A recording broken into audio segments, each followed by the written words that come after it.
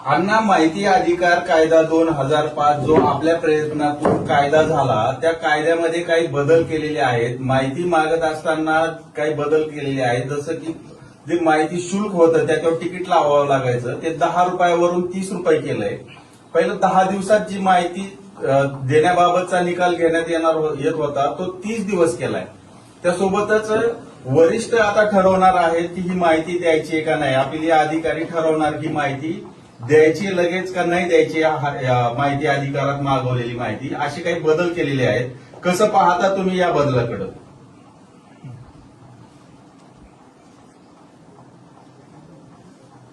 जे बदल केले हा दोष आहे. माहिती घेणं नागरिकांचा हक्कच आहे, तो मूलभूत हक्क आहे. त्यासाठी लढलो अनेक वर्ष. माहिती घेणं हा नागरिकांचा हक्क आहे, तो मालक आहे ना. आणि तुम्ही सर्व अधिकारी सेवक आहेत. मालकांना तुम्ही अशा आररावी करायला लागला किंवा त्यांना त्रास द्यावा लागला तर ती हुकुमशाही होईल, ती लोकशाही राहणार नाही. लोकशाहीला धोका आहे. म्हणून माहितीचा अधिकार हा मूलभूत हक्कच आहे. म्हणून आम्ही लढलो त्याच्यासाठी. माहितीचा अधिकार, जसं माहितीच्या अधिकारासाठी लढलो तसं दप्तर दिरंगाई, एका टेबलवरचा पेपर दुसऱ्या टेबलवरती वेळेच्या आत गेला पाहिजे. दप्तर दिरंगाई, बदलांचा कायदा, हेच अधिकाऱ्यांसाठी जो अन्याय होत होता अधिकाऱ्यांवरती. म्हणून 3 मनाला तो बदला करायचे, मनाला तो कुठे टाकायचे. म्हणून आम्ही 3 वर्षात बदली नाही, 3 वर्षाच्या आत बदली करायची नाही. हे सगळे आम्ही कायदे केले. शुल्क वाढवलं अण्णा, माहिती अधिकार मागवण्यासाठी जे 10 रुपयाचं तिकीट लागेल. शुल्क वाढवणं हा फार मोठा दोष आहे. शुल्क मध्ये तुम्ही पैसे कमवायला बसला काय?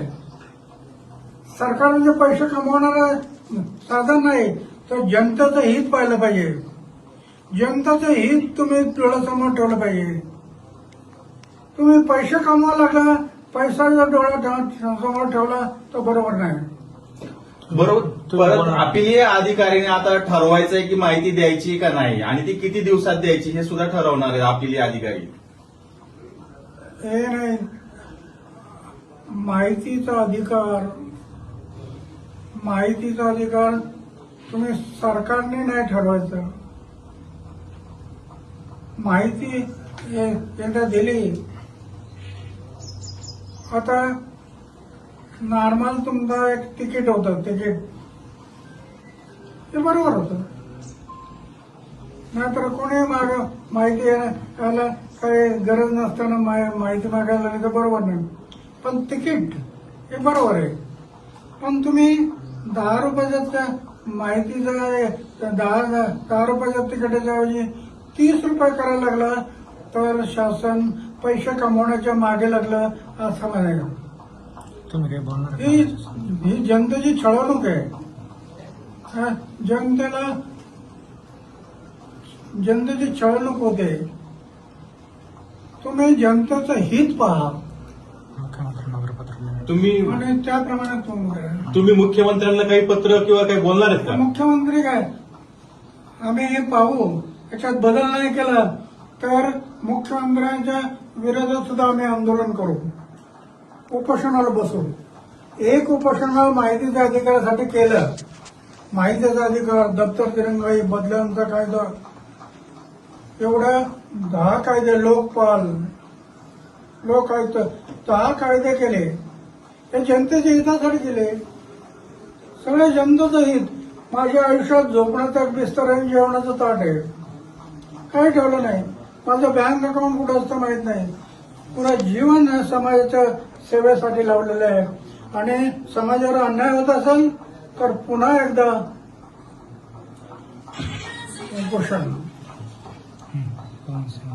याच्याशिवाय माझ्याकडे दुसरा पर्याय नाही. कारण माझ्याकडे काय कुठं मोठं संघटन नाही, कुठं काय नाही. पण उपोषण हा माझा मार्ग आहे आणि मी आतापर्यंत एवढे उपोषण करत आलो. त्याच्यातून 10 कायदे केले. आता पुन्हा एकदा वेळ पडली तर वयाच्या 90 वर्षी पुन्हा एकदा उपोषण करण्याची वेळ आली तरी मी मागे घेणार नाही. जनतेच्या हितासाठी मी जीवन अर्पण केलं ना. जगेल ते समाजासाठी, देशासाठी आणि मरेल ते समाज आणि देशासाठी. ते व्रत घेतलं मी. अण्णा